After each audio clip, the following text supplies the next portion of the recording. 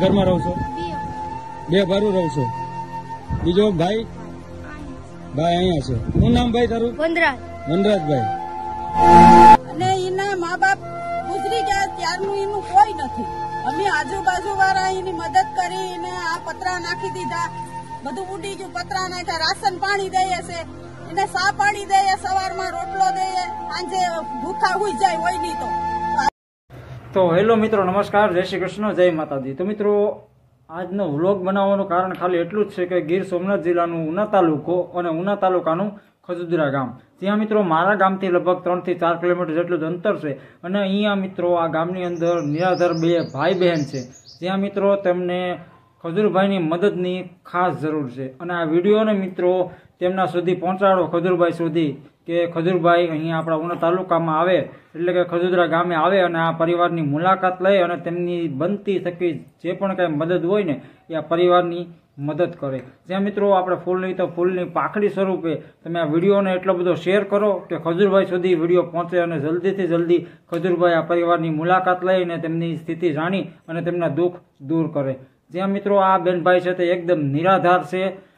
હમણાં હું તમને વિડીયોમાં બતાવીશ કે તમે જોઈ લો આ પરિવારની સ્થિતિ. અને મિત્રો ખાસ નમ્ર વિનંતી છે કે આ વિડીયોને એટલો શેર કરો ને કે ખજૂરભાઈ સુધી તાત્કાલિક ધોરણે પહોંચી જાય. 8મું ભણે. ભણવા જાય છે કે નથી જતો? નહીં. હાલો મિત્રો, હું આજે દાંડી ગામના એટલે કે મારા બાજુના ગામમાં ખજુદરા ગામ આવેલું છે, ઉના તાલુકાના અંદરમાં. અને નવરાત્રીબેન ના પપ્પા અને મમ્મી એક્સપાયર થઈ ગયેલા છે. અત્યારે બેનભાઈ રહી છે. હાલો હું તમને બતાવું.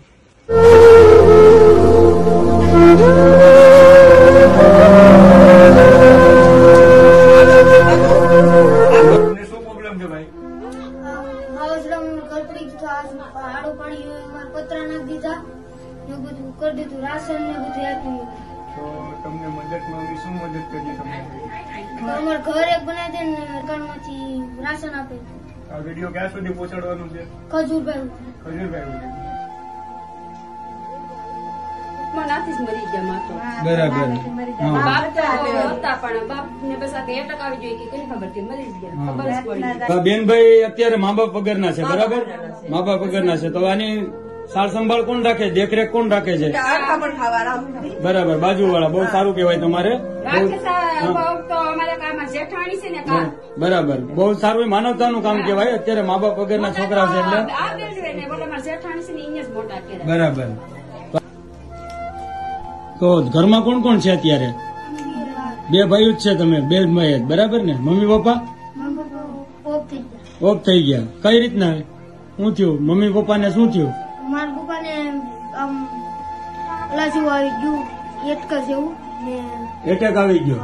બરાબર. કેટલો ટાઈમ થયો? કેટલા વર્ષ જેવો થઈ ગયો. અને મમ્મીને 5-6 મહિના થઈ ગયા. તો અત્યારે અહીંયા તમારે ખાવાનું બનાવવાનું કઈ કેવી રીતના સંભાળે? કોણ કઈ રીતના હેન્ડલ કરો તમે? એમ બધા બાજુવાળા. ઘરમાં કોણ કોણ છે? બેનભાઈ છે. અને અત્યારે જવાબદારી કોના ઉપર છે બધી? દાડીમાં કેટલા પૈસા તમને મળે? 250 રૂપિયામાં તમે બેનભાઈ નું ગુજરાન કરો. હેલો મિત્રો, આ બેનભાઈ મા બાપ વગરના છે અને આ વિડીયો જલ્દથી જલ્દ ખજૂરભાઈ સુધી પહોંચાડો, કેમ કે આ બેનભાઈ ની જિંદગી સુધરી જાય. જોશો ને મિત્ર ઘરની પરિસ્થિતિ, અને ઘરની પરિસ્થિતિ જોઈને તમે જોઈ શકતા છે આ બેનભાઈ ની પરિસ્થિતિ પણ કેવી રીતના લેતા હશે.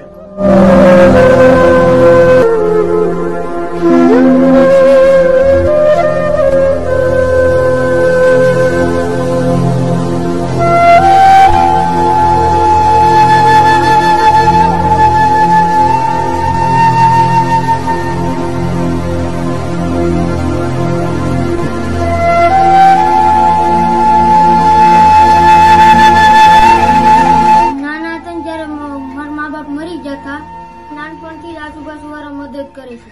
7 ધોરણથી ભેણો પછી આગળ જવા માટે ચોપડા લેવાના પૈસા નથી. મારું બધીના મમ્મી પપ્પાને જો મને હોત ને મારા મમ્મી પપ્પાની યાદ આવે. ખજૂરભાઈ તમે અમારી મદદ કરો તો વધારે સારું. તમે અમારા માટે ભગવાન છો. બાજુવાળા અમે એની મદદ કરીએ અને એના મા બાપ ગુજરી ગયા ત્યારનું એનું કોઈ નથી.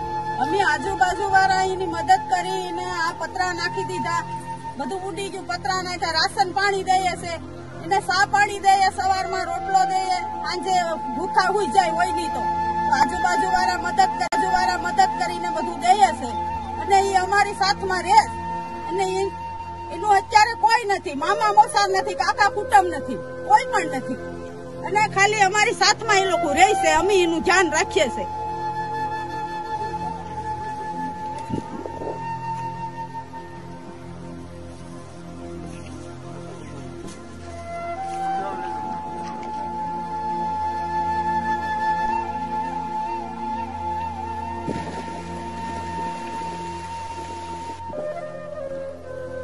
જોયો ને મિત્રો આ વિડીયો કે મા બાપ વગરની જિંદગી કેવી રીતના જીવી, આ બેનભાઈ કેવી રીતના જીવે છે ને એ આ બેનભાઈને જ ખબર છે કે અમે મા બાપ વગરની જિંદગી કેવી રીતના જીવીએ. તો આ વિડીયો જેમ બને ને એમ જેમથી જેમ ખજૂરભાઈ સુધી પહોંચાડો એટલી મારી વિનંતી છે. હું તમારી પગે પડું મિત્રો, આ વિડીયો જેમથી જેમ ખજૂરભાઈ સુધી પહોંચાડો.